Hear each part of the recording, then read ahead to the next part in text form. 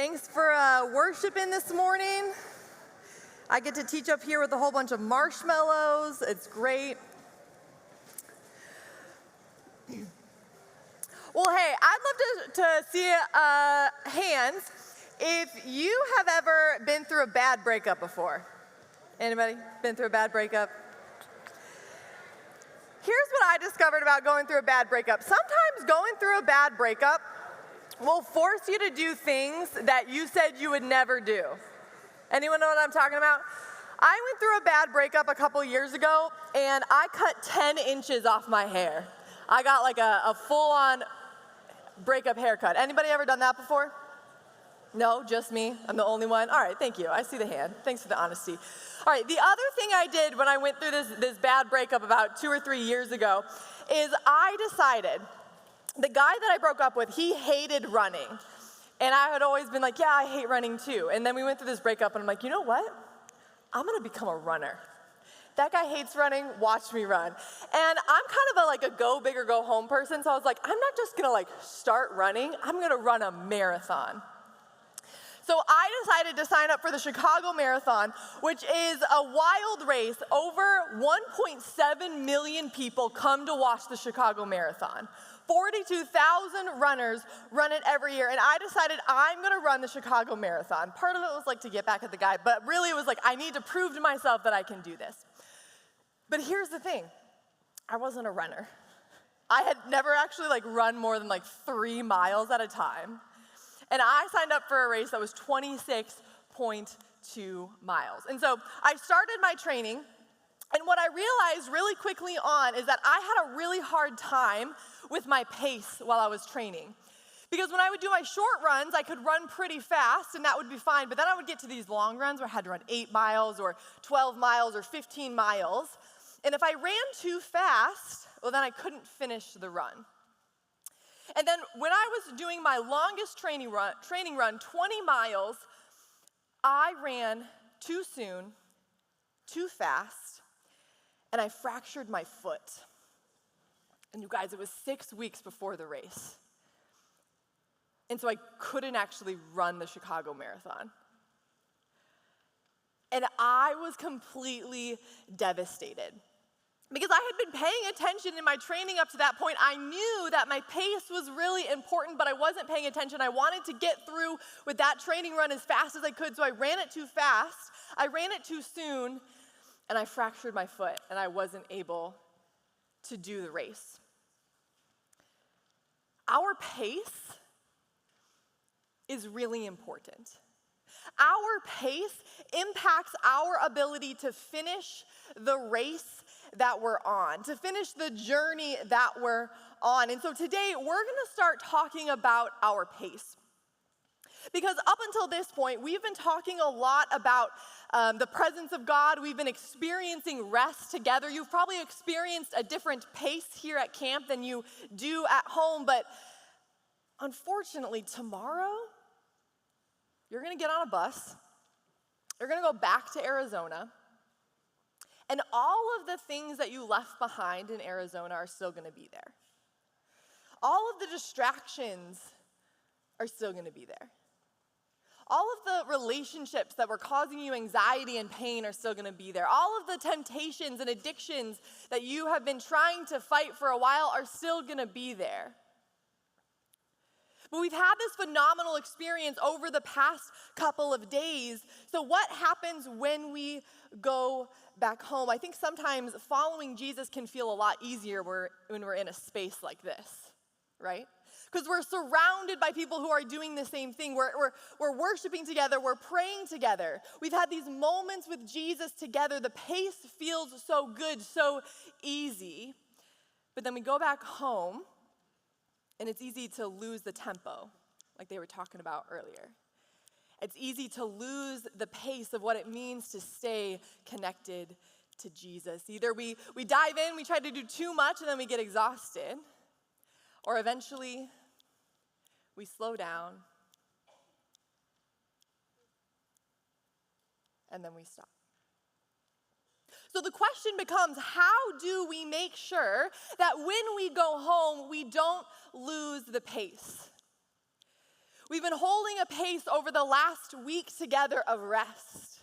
We've been holding a pace together where we've been able to experience the presence of God in a really unique way. And I'm here to tell you that you don't have to wait until camp next year to experience this again. You don't have to wait until church on Sunday, until high school camp, until the time that you meet with your small group next. You don't have to wait to experience the rest with Jesus that you have been experiencing this week. And today we're going to talk about how we do that. We've talked a lot about the why, we've talked about why it's important, but now we're going to talk about how. How do we go home into our regular, everyday lives and keep our pace with Jesus? So, we're in Psalm 23, and today we are actually going to wrap up Psalm 23. And so what I want to do is I want to read the first sections that we've already been through, and here's the reason why I wanted to do it every day. I think it's really important that we read Scripture within the context in which it was written. So sometimes it can be helpful, we pick a verse here, we pick a verse there. That can be good, but the best practice when reading the Bible is to read it in its entirety. So whether that's reading a whole chapter or reading a whole section, it really helps us understand how the story all comes together. And so even though we're focusing on one specific verse, I want to read to you the entire chapter so that you can start to see the bigger picture of what God is saying through this Scripture. So let me read it to you, and then we'll read verse 6, which is what we're going to be in today. So Psalm 23, 1 through 5, it says this: "The Lord is my shepherd. I lack nothing. He lets me rest in grassy meadows.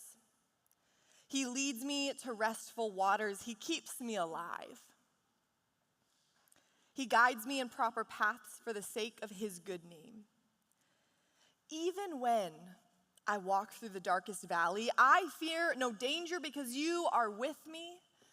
Your rod and your staff, they protect me. You set a table for me right in front of my enemies. You bathe my head in oil. My cup is so full, it spills over." And then the psalm ends like this: "Yes, goodness and faithful love will pursue me all the days of my life, and I will live in the Lord's house as long as I live." Last night, Robert talked about those chairs. Remember, he was like moving the chairs back and forth, and he's like, hey, even when you move away from God, God still pursues you. God is still chasing you. And the first part of this verse is reminding us that Jesus is always pursuing you, regardless if you're pursuing him or not. Here's the thing about keeping pace. Sometimes we're going to fall off the tempo. We're going to speed up, we're going to slow down, and it's going to feel really hard to get back on. But here's what I want to remind you is that Jesus is always pursuing you. You're going to go home, you're going to go back to whatever is waiting for you, and you're going to make mistakes. You're going to mess up. Things are going to happen that are going to make it hard to continue following Jesus. But here's what I want you to hear. You can always get back on pace with Jesus, because Jesus is always pursuing you. But more than that, this psalm actually says that it's the goodness and the faithful love of God that is pursuing you. So God isn't pursuing you to punish you for the things that you've done. God is pursuing you with goodness. He has good things for you. God is pursuing you with his faithful love. You're his beloved child. And regardless of what happens when you get home, whether you feel like you keep the pace or not, I want you to hear that Jesus is always, always, always pursuing you. And then the verse goes on, and it says, "I will live in the Lord's house as long as I live." And I love the way that this translation actually describes this verse. In a lot of different translations, some of them will say, "I will dwell in the house of the Lord forever." You've probably heard that before if you read the NIV or the ESV. That's a really common translation. But I love this translation because, yes, we will live in the house of the Lord forever. As soon as we say yes to following Jesus, our eternity starts now. We don't have to wait until we get to heaven someday to experience the presence of Jesus. We get to do that right now. So yes, we get to live in the house of the Lord forever. But what I love is that this particular translation is telling us, hey, while we're alive today, we get to live in the house of the Lord forever. We don't have to wait until heaven someday to be in the presence of Jesus. We get to live in the presence of Jesus today. And I hope that this week you've experienced a taste of that. I feel like we've experienced a taste of heaven, a taste of eternity together because we've worshiped together, we've talked together, we've learned together, we've cried together. We've had these experiences, this moment with Jesus. And I'm here to tell you, it doesn't have to end here.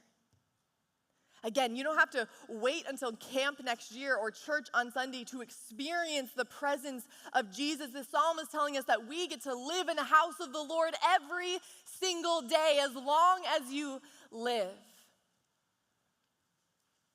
The presence of Jesus is available to you. Here is the thing, following Jesus,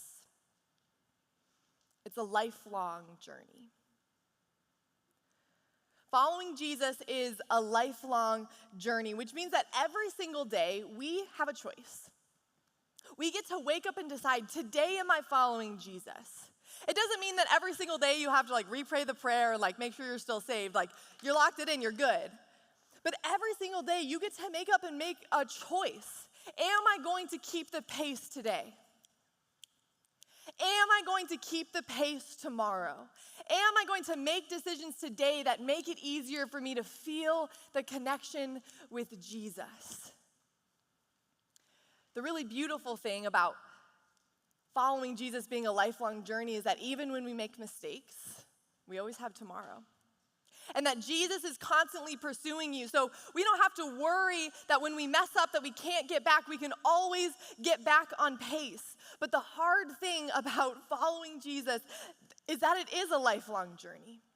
And that every single day we have to continue to commit to making decisions to keep us on pace with Jesus.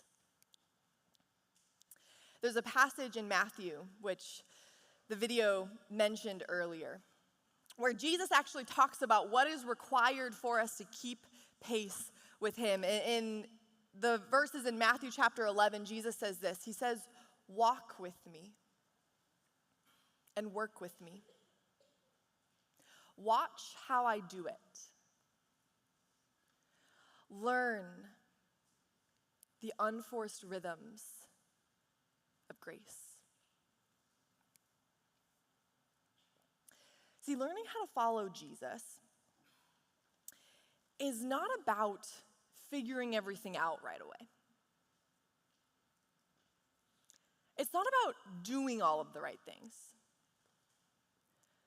Following Jesus, like we talked about yesterday, is about who you are becoming, how you are becoming more like Jesus. And what Jesus is saying in this passage is, hey, the best way to do that is to lean into the unforced rhythms of grace like I do. When you read the Gospels, when you read the stories of Jesus, Jesus never seems stressed. Jesus isn't running around from one thing to the other. Jesus has this very natural, this very easy way about him. But what's really beautiful is that when you read the Gospels, you see that within Jesus' life, within his story, there are these moments of deep connection between him and the Father, where he leaves the people around him and he goes to pray. Or he has conversations in which he's able to help other people understand who God actually is. Jesus has this unforced rhythm of grace in his life, and Jesus is inviting us to hold that pace with him. Here's what I want you to hear. Consistent rhythms help us on our journey. Consistent rhythms help us on this journey. So what are those consistent rhythms? What are the things that help us hit the pace with Jesus? I want you to close your eyes for a minute. And I want you to think about the moment at camp this week where you felt most connected to Jesus. The moment at camp this week that you felt most connected to Jesus. Maybe it was during worship. Maybe it was through a conversation with a small group leader or a friend. Maybe it was in a moment of prayer. Maybe it was through one of your times where you got to spend some time alone with Jesus, reading the Bible, sitting in quiet. Maybe it was through a nap. Some of the holiest moments I've ever had are in the middle of a nap. What was the time where you experienced the presence of Jesus the most? I want you to think about that. And now I want you to think about going back to Arizona and all the things that you have going on, and I want you to bring those two things together. What would it look like for you to work into the rhythm of your life that thing? Worship. Reading the scriptures. Having conversations with people who love Jesus too. Serving in your church. Giving generously of your time and of your resources. Praying. Resting. What's the thing that you need to make a commitment to in order to hold your pace with Jesus? You can open up your eyes. Here's what I want you to hear, you guys. The pace that Jesus calls us to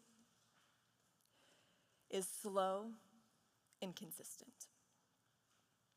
It's going to be really easy to get back on that bus to go home and to think, I'm going to do it all. I'm going to pray and read my Bible and worship and go to church and serve and give and do all of the things. And then suddenly you fractured your foot on your 20-mile training run and you can't finish the race.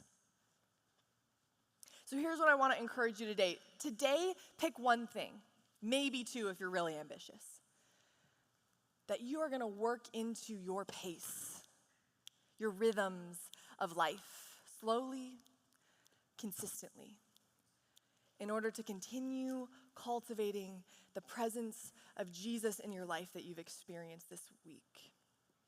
Don't wait until next camp to experience Jesus again. You can go home tomorrow and the next day and the next day and be intimately connected with our Father. Will you pray with me? God, I thank you that you meet us in such powerful ways on weeks like this. When thousands of high schoolers can come together to experience your presence in a room, or we can worship you, or we can praise you, or we can come alongside of one another and how we're all learning about you. I thank you for this time. But God, I also thank you that when we are home by ourselves, when we are in our rooms, when we are in our cars, when we are with our friends, God, you are just as accessible to us. You are just as present with us as you are today. And so, God, I pray that you allow us to keep pace with you as we head home. May you help us understand what is the one thing that we work into our lives to be able to hold pace with you.